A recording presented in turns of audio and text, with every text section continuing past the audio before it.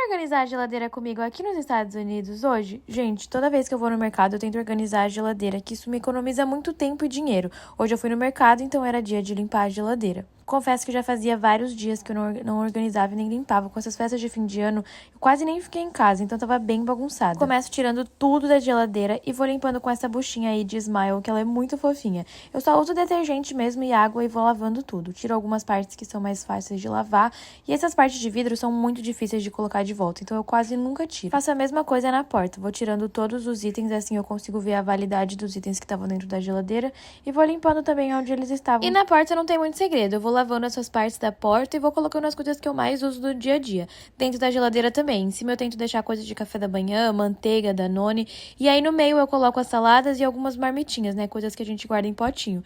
Aí dentro dessas partes eu coloco as frutas e os vegetais, tenho essa gaveta de frios também, que tem presunto, queijo, coisas pra fazer tábua de frio.